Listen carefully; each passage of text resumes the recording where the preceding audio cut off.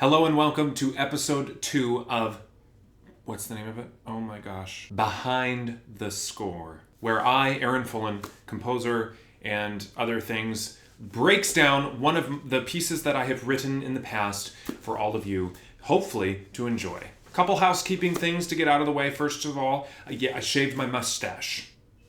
So yes, I do look like an uncooked chicken. Thank you. I'm also wearing Christmas colors. That is neither here nor there. Although this really isn't like a Christmas red. It's like a harvest orange. Blue, red.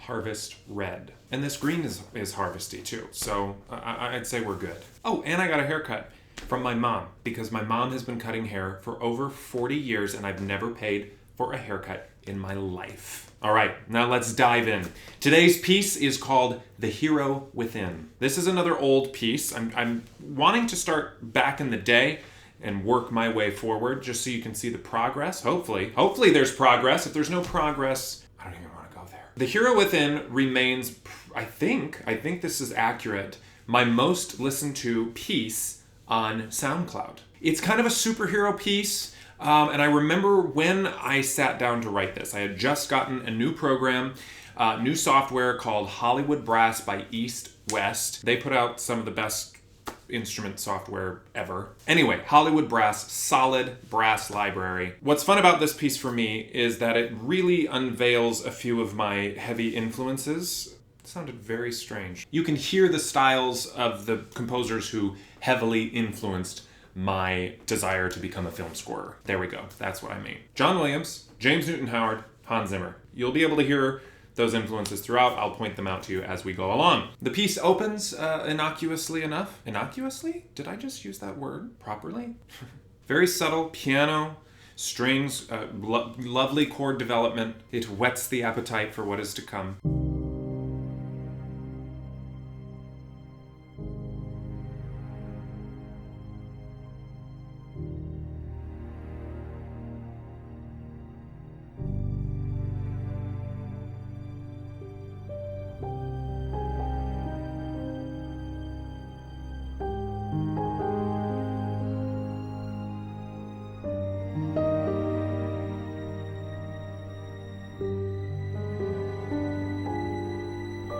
Then next we have a rhythmic section that really starts pushing us forward. You can feel the momentum shift. Low strings taking the lead.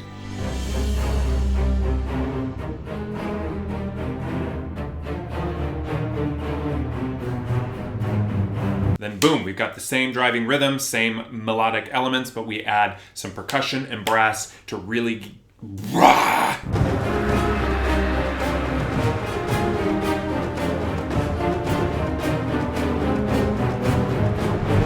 Then we've got a section that is reminiscent of John Williams. We've got some xylophone, trumpets, timpani, glissandoing harp. That's not how you play the harp at all, but you can't, you get the idea. Check it out.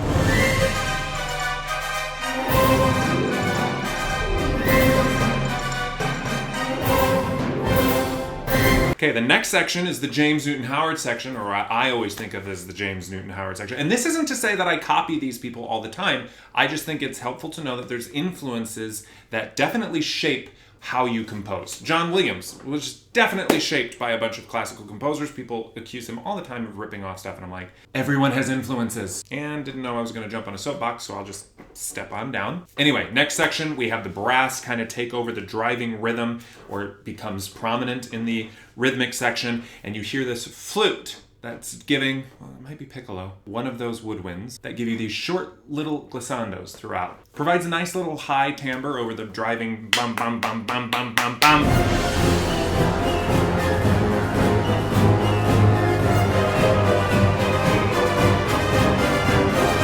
Moving forward, there's a big brashy chord, and then everything comes down a little bit before ramping into the main heroic theme that is reminiscent of a Hans Zimmer theme. Not a copy, a reminiscent. And who better to take the lead than the French horn section? You've got some fun percussive elements. You've got big, broad chords and a lovely soaring brass melody line. Check it out.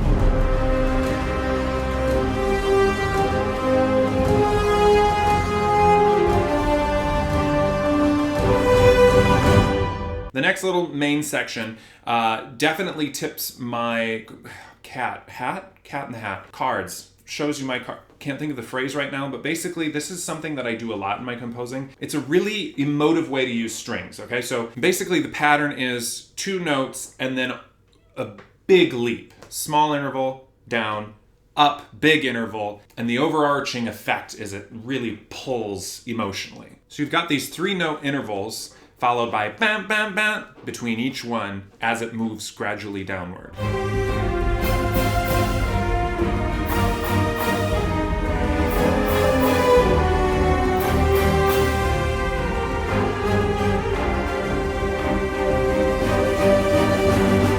So skipping to the very end, super funny story about this. Not super funny, Aaron, that was overkill. Humorous.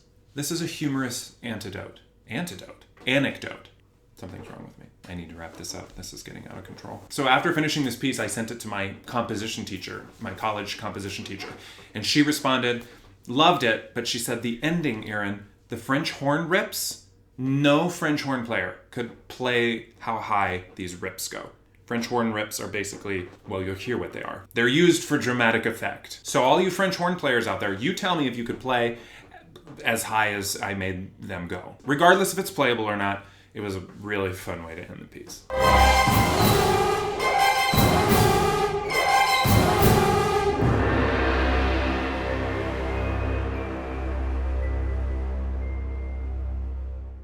So there you have it, everybody. Now that you've heard it in chunks, please enjoy the full track of The Hero Within.